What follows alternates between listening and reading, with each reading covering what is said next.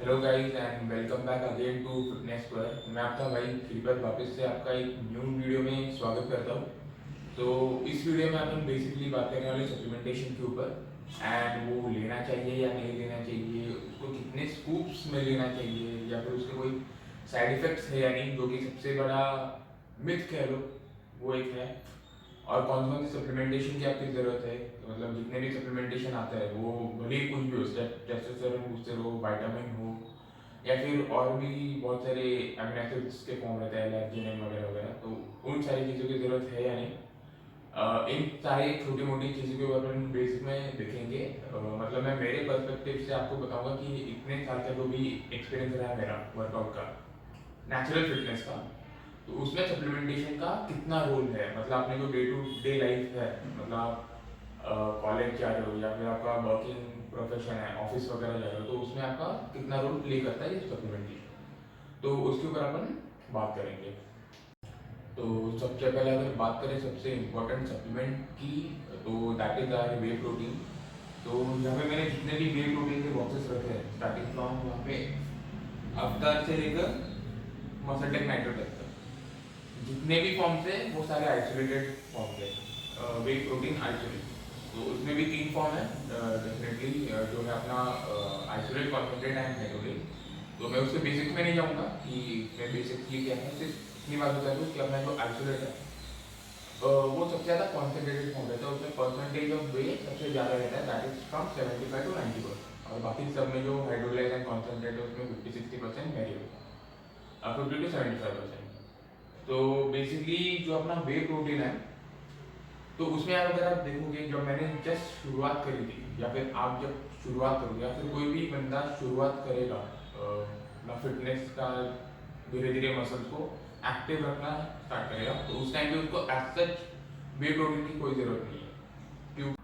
क्योंकि आपके muscle basically उस टाइम पे इतने एक्टिव नहीं है, इनएक्टिव है। तो उसको जो है एक्टिव कर रहे हो, तो उस टाइम पे उसका ब्रेकेज वो बहुत ज़्यादा लेवल पे होने नहीं वाला है कि आपका जो जितना भी वर्कआउट का जो भी मेन फोकस है वो जो पंप कहते हैं वो अपनी मसल्स के ऊपर ही रहेगा, ऐसा होने नहीं वाला है। तो उस टाइम पे आपका जो नॉर्मल घर के क्लीन फूड्स है, जैसे कि आपने रोटी खा ली, दाल खा ली, चावल खा लिया, या फिर आप अगर नॉन वेजिटेरियन हो तो एग्स को कंज्यूम कर लिया, चिकन को कंज्यूम कर लिया, तो इन खानों से आपका जो डेली प्रोटीन रिक्वायरमेंट है तो वो वैसे भी उस चीज़ से पूरा हो ही जाना रहेगा अब तक। अगर नहीं भी हो रहा तो आप क्लीन डाइट रखोगे तो उससे आपका प्रोटीन रिक्वायरमेंट पूरा हो जाएगा, जो बेसिक आपको चाहिए था उतना। लेकिन जब आप एक्सरसाइज करना स्टार्ट कर रहे हो और आपके मसल के ऊपर ज़्यादा लोड पड़ रहा है, वो ज़्यादा ही ब्रेक हो रहा है, फटीग हो रहा है, तो उस टाइम पे आपको धीरे धीरे लगने लगेगा कि इसका जो रिकवरी रेट है वो बहुत स्लो हो रहा है। मतलब से सपोज आज मैंने पुश डे है, आज मेरा मैंने चेस्ट, शोल्डर एंड ट्राइसेप्स कर लिए, तो 2 दिन तक उसके ऊपर इफेक्ट रह रही है, तो आपको ऐसा लगेगा यार 2 दिन तक जो मेरे मसल थे वो ठीक से मूव नहीं हो रहे हैं या फिर वो फटीग ही है आप तक। तो आपको ऐसा लगेगा कि आपको वे लेने की जरूरत है, तो हाँ उस टाइम पे आप वे ले सकते हो। दैट टू एक स्कूप के ऊपर मैं खुद कभी लिया नहीं और मैं रेकमेंड भी नहीं करूँगा, क्योंकि एक स्कूप में आपको 25 से 30 ग्राम तक प्रोटीन मिल जाएगा, कुछ कुछ में 24 मिलेगा, लेकिन इतने रेंज में आपको प्रोटीन मिल जाता है। तो इतना अगर निकाल भी लो, अगर मेरा वेट 80 है तो 24 अगर उसमें से निकाल भी लो तो करीब करीब 55 ग्राम प्रोटीन की मुझे जरूरत है उसके बाद में, और वो मेरे खाने से आ जाएगा। आप अगर नॉर्मल दिन भर के अगर 5 रोटियां भी खा रहे हो तो हर एक रोटी में करीब करीब 2 से 3 ग्राम प्रोटीन रहता है, करीब करीब। तो 5 रोटियों में आपको एटलीस्ट 10-12 ग्राम मिल जाएगा। उसके बाद आप चावल एंड दाल वगैरह ले रहे हो तो उससे करीब करीब 20 ग्राम प्रोटीन आपको मिल जाएगा। तो ऐसे करके आपका जो प्रोटीन रिक्वायरमेंट है एग वगैरह से वो पूरा हो जाएगा। तो गाइस अब आते हैं नेक्स्ट इंपॉर्टेंट क्वेश्चन के ऊपर कि ये वे प्रोटीन आपको लेना कब है। प्री वर्कआउट मतलब वर्कआउट से 1-2 घंटा पहले, या वर्कआउट के टाइम पे, या वर्कआउट के बाद। तो इसका अगर साइंटिफिकली अगर जितना भी स्टडी हो चुके हैं उसके हिसाब से देखा जाए तो ये आपको वर्कआउट के बाद लेना चाहिए, और वो भी कितने देर बाद, एटलीस्ट 2 से 4 घंटे बाद। ऐसा नहीं कि आपने अभी आपने वर्कआउट खत्म किया और तब आपने प्रोटीन लिया। तो बेसिकली आपको ये पता रहेगा, मतलब अगर नहीं भी पता है तो आपकी आपके बॉडी में जो अमीनो एसिड जो रहता है वो अमीनो एसिड पूल रहता है उसका, तो वही पे अमीनो एसिड रहते हैं, एंड जब भी उसकी जरूरत है तब वो बॉडी वहाँ से ले लेती है। तो आप जब वर्कआउट वर्कआउट से पहले या वर्कआउट के बाद, ऐसा नहीं कि आपके बॉडी में प्रोटीन बिल्कुल नहीं, प्रोटीन आपके बॉडी में होने वाला है। जो आपने ट्रांसक्रिप्शन, ट्रांसलेशन वगैरह ये सारी चीज़ें पढ़ी होगी, तो बेसिकली ट्रांसलेशन में भी आपका प्रोटीन बनने का काम होता है।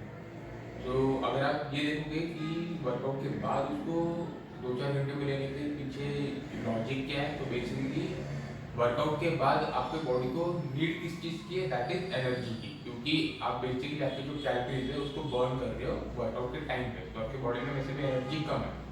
और जब एनर्जी कम रहती है तो बॉडी के पास सोर्सेज अलग भी है। अगर ग्लूकोज कम है तो वो एक काम कर सकते हैं, फैट से ले सकती है, फैट को कन्वर्ट करके ग्लूकोज बना सकती है, या फिर आपके प्रोटीन से भी ग्लूकोज बना सकती है। तो ये 2 चीज़ें हो सकती है।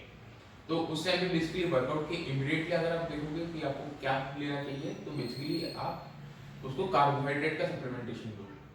सप्लीमेंटेशन इन द सेंस ऐसे नहीं कि आपने कोई सप्लीमेंट खरीद लिया और वो खा रहे हो, आप ग्लूकोन डी ले सकते हो, या फिर आपके पास जो भी कार्बोहाइड्रेट के सोर्स है, या फिर वो फ्रूट हो गए, बनाना खा लिए या फिर एप्पल खा लिया, तो उस टाइप से आप बॉडी को कार्बोहाइड्रेट दे सकते हो। एंड उसके बाद जो उसको ज़्यादा जरूरत पड़ने वाली है दैट इज प्रोटीन, क्योंकि वर्कआउट के टाइम पे आपके मसल्स ब्रेक भी हुए हैं, तो उस टाइम पे आपको प्रोटीन की ज़रूरत है।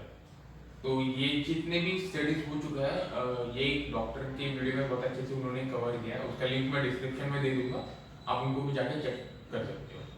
एंड उसके बाद अगर बात की जाए दूसरे सप्लीमेंटेशन के ऊपर, तो ये आपकी बॉडी टाइप के ऊपर मैटर करेगा कि आपको कौन सा सप्लीमेंटेशन की ज़रूरत है।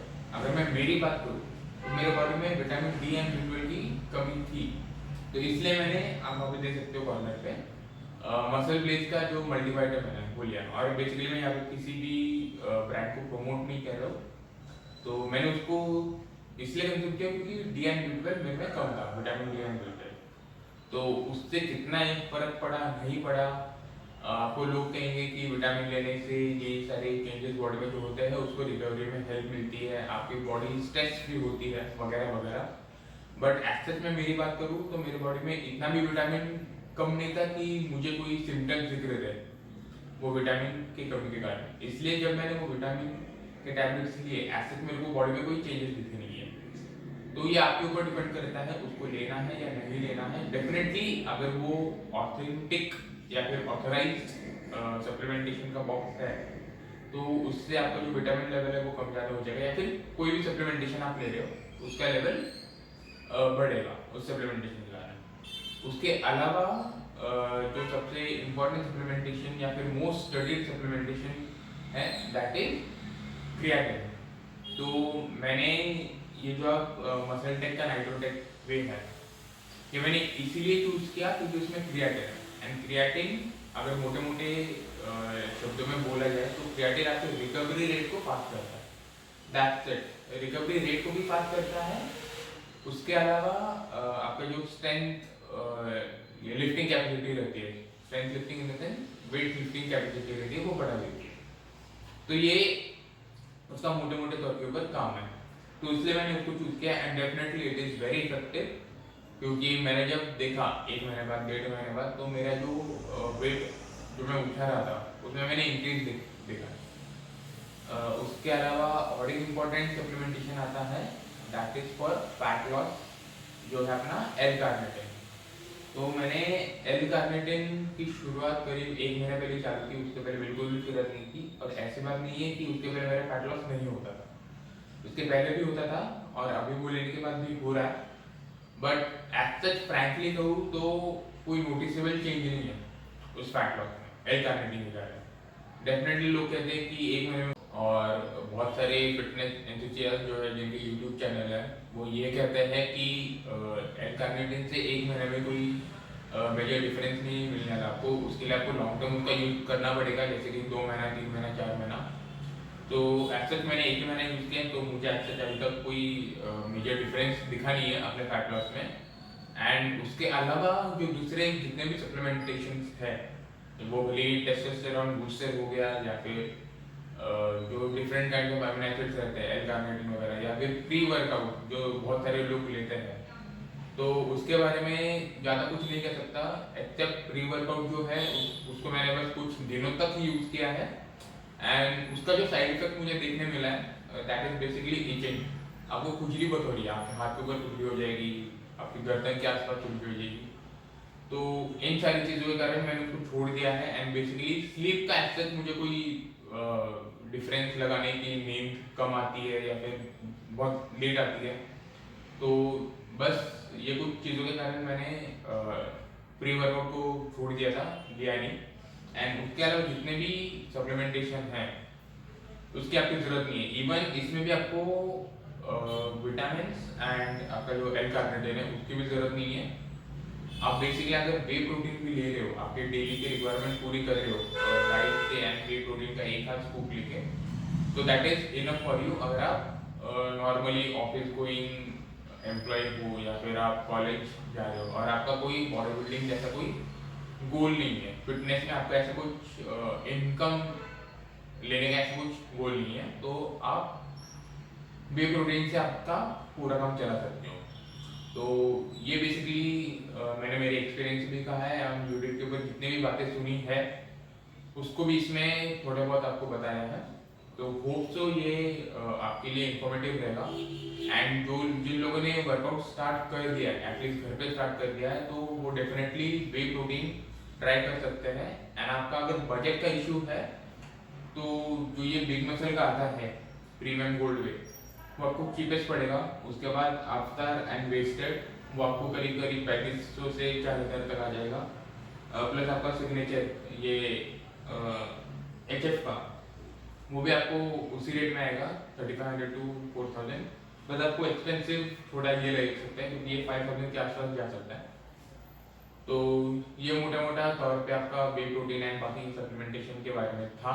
मैंने ज़्यादा कवर नहीं किया क्योंकि आप बेसिक लेवल पे बात करोगे तो आपको बस यही समझने की ज़रूरत है, ज़्यादा डिटेल में जाने की ज़रूरत नहीं है। आपको ना ही बॉडी बिल्डिंग करनी है, ना ही फिटनेस से आपका कोई गोल है। तो बस इतना ही। एंड होप सो आपको ये वीडियो अच्छा लगेगा। एंड अच्छा लगा तो डेफिनेटली लाइक करना, शेयर करना एंड नीचे कमेंट करके ज़रूर बताना कि आगे आपको ऐसा कोई वीडियो और चाहिए बेसिक लेवल पे। एंड डेफिनेटली सब्सक्राइब नहीं किया है अब तक तो सब्सक्राइब कर दिया। Thank you.